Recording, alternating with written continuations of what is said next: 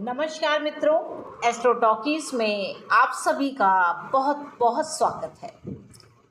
बुध देव आज राशि परिवर्तन कर रहे हैं। वह 14 जून 2024 को रात के समय 10:44 पर वृषभ राशि को छोड़ करके अपनी स्वयं की राशि यानी कि मिथुन राशि में प्रवेश कर जाएंगे। अब जो ये मिथुन राशि है, यहाँ पर कम्युनिकेशन का काम होता है, मेल मिलाप का काम होता है, जुड़वा वृत्ति का काम होता है, यानी कि दो तरीके की बातों का काम होता है। और बुध ग्रह क्या है? ये संवाद दिखाते हैं, व्यापार दिखाते हैं, यात्राएं दिखाते हैं, तो और हंसी मुख स्वभाव को दिखाते हैं। बुध ग्रह क्या है? इंटेलिजेंसिया को प्रेजेंट करते हैं, आपकी बुद्धिमत्ता को दिखाते हैं, विवेकता को दिखाते हैं, आप कितनी जल्दी और फुर्ती के साथ जवाब देते हैं यह दिखाते हैं। तो यहाँ पर जो बुध देव हैं वह अपने घर में जा रहे हैं, यानी कि अब इनकी जो बुद्धि है वह और भी तीव्रता के साथ काम करने वाली है। तो यहाँ आप देखेंगे बहुत सारे समाचार पत्रों में आपको डिफरेंट टाइप के लेख देखने को मिलेंगे जिसमें बुद्धिमत्ता को दिखाया गया होगा, यानी कि जहाँ पर उसका प्रभाव क्या होगा, एक नई ऊर्जा होगी, एक ताजगी होगी, एक संवाद शक्ति होगी। यहाँ पर तमाम तरीके की शक्तियाँ यहाँ पर दिखाई देंगी जो संवाद के रूप में दिखाई देंगी। तो बुध ग्रह क्या है कि एक तो हरियाली को प्रेजेंट करते हैं, इसके साथ साथ बुध बाजारों को भी प्रेजेंट करते हैं, क्योंकि उसके द्वारा ही यह मनी मैटर्स का काम होता है। तो बुद्धि की जो प्राथमिकता है वह बढ़ जाती है। जितनी आपकी तेज बुद्धि उतनी जल्दी आपका मार्केटिंग का जो भाव है वह उतना ही अच्छा होता है। अब जो शुक्र ग्रह है वो विशुद्ध आपका मार्केट होता है, यानी कि आमदनी का फायदा कैसे होने वाला है। तो यहाँ पर जब स्टार्टिंग में जब ये बुध देव जो है मिथुन राशि में जाते हैं तो यहाँ पर कुछ संवाद चलता है। शेयर मार्केट में छोटी मोटी उथल पुथल भी देखने को मिलेगी। बातचीत के माध्यम से यहाँ पे बहुत सारी चीज़ों को सेटल किया जाएगा। शुक्र यहाँ पर पहले से विराजित है। दोनों ही चापलूस ग्रह हैं। मैं इसको कहती हूँ बुध और शुक्र का जो संबंध होता है यह चाटुकारों का संबंध होता है, यानी कि बुद्धि के साथ कब कहाँ और कैसे किस प्रकार से संबंध बनाने हैं और किस प्रकार संबंध तोड़ने हैं, यह बुध और शुक्र को बहुत अच्छे से आता है कि मतलब का काम कहाँ निकल सकता है, उसको कैसे करना है, यह बुध और शुक्र बहुत ही अच्छे तरीके से जानते हैं। तो जब इन दोनों की जब मैचिंग होती है, दोनों आपस में मिलते हैं तो इस प्रकार से काम करते हैं। तो कुछ समय तक जो बुध देव है वह शुक्र के प्रभाव में रहने वाले हैं, यानी कि जब तक कि सूर्य देव आ नहीं जाते हैं मिथुन राशि में। अभी सूर्य देव का भी आगमन हो रहा है 15-16 तारीख से यह सूर्य देव मिथुन राशि में प्रवेश कर जाएंगे। तो यहाँ पर बुध के ऊपर सूर्य का प्रभाव आ जाएगा। अब सूर्य का जो काम है, यानी कि सूर्य जहाँ जाते हैं वहाँ प्रकाश ही प्रकाश दे देते हैं। तो यहाँ पर क्या होगा कि जब बुध के साथ वह सामंजस्य आएंगे उस राशि में, तो अभी तो बुध और शुक्र ही हैं, लेकिन सूर्य जैसे ही यह इंटर करेंगे तो यहाँ पर जो बुध और शुक्र हैं एक तरीके से दोनों के अंदर चकाचौंध हो जाएगा, क्योंकि सूर्य का प्रकाश अचानक से आ जाता है तो वह अस्त हो जाते हैं, यानी कि वह अपनी प्रतिभा का पूर्ण फल नहीं दे पाते हैं। तो अस्त होने में क्या है, अस्त का उदाहरण आप बहुत अच्छे से एक समझ सकते हैं। आपको अगर बहुत बड़े बल्ब लाइट या तेज रोशनी जहाँ पर होती है वहाँ पर खड़ा कर दिया जाए तो क्या आप पूरी आंखें खोल करके उसको देख पाएंगे? मुझे पूरी आशा है कि आप उसमें अपनी पूरी आंखें भी नहीं खोल पाएंगे। तो उसी प्रकार से होता है कि जब सूर्य के प्रभाव में कोई ग्रह हो जाता है, आ जाता है, तो वह अस्त हो जाता है। तो 5 डिग्री जब तक रहेगा, यानी कि बुध के ऊपर सूर्य की 5 डिग्री का जब तक प्रभाव रहेगा, यानी कि सूर्य से बुध की जो डिग्रीज हैं उनका डिफरेंस दाहिने ओर यानी कि पीछे की ओर 5 डिग्री और आगे की ओर 5 डिग्री, यानी कि कुल मिलाकर के जो 10 डिग्री का डिफरेंस आ जाता है। यहाँ पर बुध की जो बुद्धिमत्ता है वह अस्त रहेगी, यानी कि जो उनका नेचुरल पावर है, जो नेचुरल उनकी शक्ति है, वह उसके हिसाब से काम नहीं कर पाएंगे।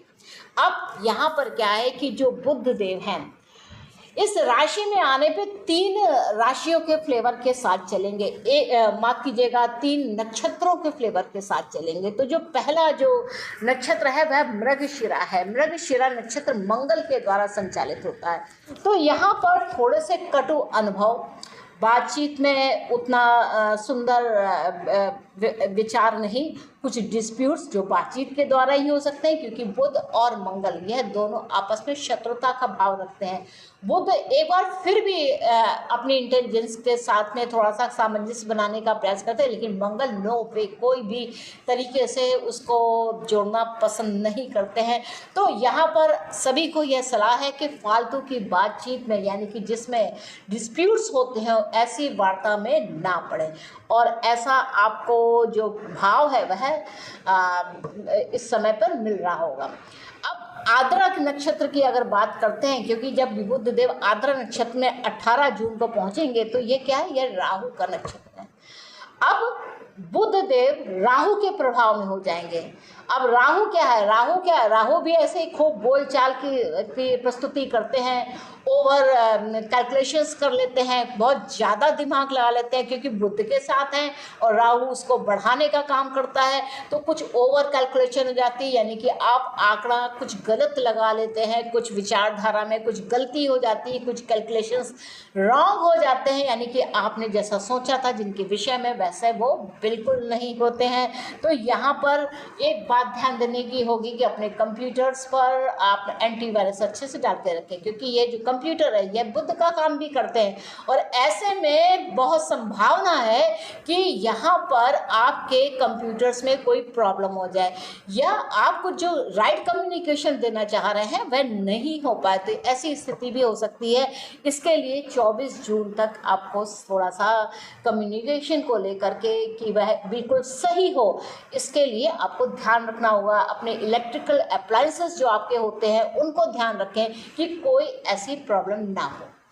इसके बाद यानी कि 24 जून के बाद से लेकर के 30 जून तक जो बुध देव हैं वह पुनर्वसु नक्षत्र के प्रभाव में होंगे। अब पुनर्वसु जो नक्षत्र है वह गुरु का नक्षत्र है, तो यहाँ पर गुड रिजल्ट्स की हम उम्मीद कर सकते हैं, क्योंकि गुरु के प्रभाव में है। तो गुरु से यहाँ पर शक्ति लेकर के बुध देव यहाँ पर काम करेंगे। और हालांकि बुध का अपना एक छोटा सा एक टेक्निकल इशू होता है, वो कहते हैं कि नहीं ऐसे कैसे हो सकता है, लेकिन बुध गुरुदेव जो हैं वह बुध के कहीं ना कहीं से पिता स्वरूप ही हैं, यानी कि कहते हैं कि मैं कुछ भी हो मैं तुम्हारा पिता हूँ, यानी कि गुरु तो ऑलवेज ए टीचर, वो एक पिता के स्वरूप होता है।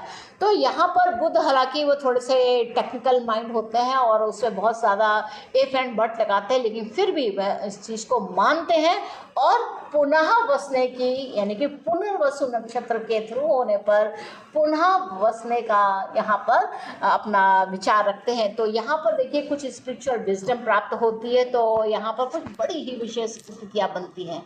तो यहाँ अगर देखा जाए विभिन्न राशियों के प्रभाव को अगर हम देखते हैं, तो मेष राशि वाले जो जातक हैं उनके लिए कह सकते हैं कि यह कुछ यात्राएं दे सकता है। यहाँ पर व्यापारिक समझौते आपको एक अनुकूल समय दे सकते हैं, और यहाँ पर आपको अपनी बुद्धिमत्ता का यहाँ पर प्रयोग करना होगा।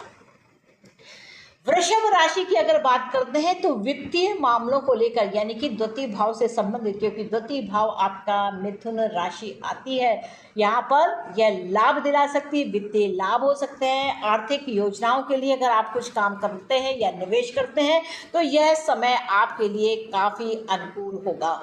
मिथुन राशि की अगर बात की जाए तो बुध अपनी ही राशि में है, तो यहाँ पर बौद्धिक क्षमता में बड़ी ही वृद्धि होगी। नए विचारे और योजनाओं का यहाँ पर आप क्रियान्वयन करेंगे, क्योंकि आप बिल्कुल नौजवान की तरह स्फूर्ति के साथ यहाँ पर काम करना चाहते हैं। लेकिन ये जो नक्षत्रों का प्रभाव है, यानी कि पहला मृगशिरा मंगल का नक्षत्र, दूसरा राहु का नक्षत्र आद्रा, जिसमें आपको थोड़ा बहुत विचारशीलता पर अपना ध्यान देना होगा। इसके अलावा यहाँ पर जब पुनर्वसु नक्षत्र आएगा उसमें आपको विशेष ध्यान देना होगा। बात की जाए कर्क राशि की, तो देखिए कर्क राशि के मामले में यह 12वें भाव से यह स्थितियां उत्पन्न होंगी। मन में थोड़ी अशांति रहेगी, आध्यात्मिकता में थोड़ी सी, इसलिए आपको वृद्धि करनी पड़ेगी। यहाँ पर आपको सलाह दी जाती है कि मेडिटेशन करने का यह सबसे उत्तम समय होगा। सिंह राशि की अगर बात की जाए तो सामाजिक दायरे में यहाँ पर वृद्धि होगी, मित्रता के संबंधों में सुधार आएगा, नई दोस्ती और संपर्क आदि स्थापित करने के लिए यह एक बहुत ही सुंदर और अच्छा समय है। कन्या राशि की अगर बात की जाए तो कार्य क्षेत्र में सफलता यहाँ पर मिलेगी। आपकी कार्यकुशलता और निर्णय की क्षमता में यहाँ पर सुधार होगा। तुला राशि की बात की जाए तो शिक्षा और उच्च अध्ययन में यहाँ पर सफलता के योग दिखाई दे रहे हैं। विदेश यात्रा का भी यहाँ पर योग बन रहा है। वृश्चिक राशि की बात की जाए तो आर्थिक मामलों में सुधार होगा। किसी भी वित्तीय योजना के लिए लागू करने का यह एक उत्तम समय है। और वैसे भी यह जो समय है जो आपके अष्टम भाव से होकर के जाता है, तो यहाँ पर कुछ आपके अनछुए जो रहस्य हैं वह भी यहाँ पर सुलझने का काम हो सकता है। धनु राशि की बात की जाए तो आपके दाम्पत्य जीवन में खुशहाली आएगी। साथी के साथ जो आपके संबंध है वह मधुर होंगे। अगर आप किसी पार्टनरशिप में हैं तो वह पार्टनरशिप यहाँ पर लाभ देने वाली बनती है। मकर राशि की अगर बात की जाए तो स्वास्थ्य में यहाँ पर सुधार होगा और नई जीवन शैली अगर आप अपनाते हैं जिसमें आप विशेष रूप से योग वगैरह लेते हैं और शाक सब्जियों का सेवन करते हैं तो यह समय आपके लिए बहुत ही उत्तम फलदायक होगा। कुंभ राशि की अगर बात की जाए तो प्रेम संबंधों में सुधार होगा। कलात्मक और रचनात्मक क्षेत्रों में आपकी रुचि बढ़ेगी। आप अपने घर को बहुत ही सुंदर तरीके से बनाने का प्रयास करेंगे। मीन राशि की अगर बात की जाए तो पारिवारिक संबंधों में सुधार होगा और घर के मामले में यहाँ पर आपको सफलता मिलेगी।